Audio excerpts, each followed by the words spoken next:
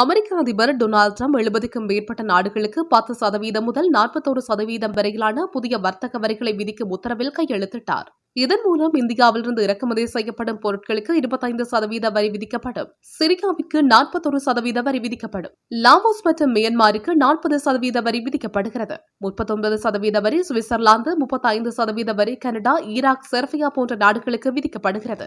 Algeria, Bosnia மற்றும் கெர்சகோவினா, Libya, தென்னாப்பிரிக்கா போன்ற நாடுகளுக்கு 30% வரி விதிக்கப்படுகிறது. India, Brunei, Kazakhstan, Moldova, Tunisia போன்ற நாடுகளுக்கு 25% வரி விதிக்கப்படுகிறது.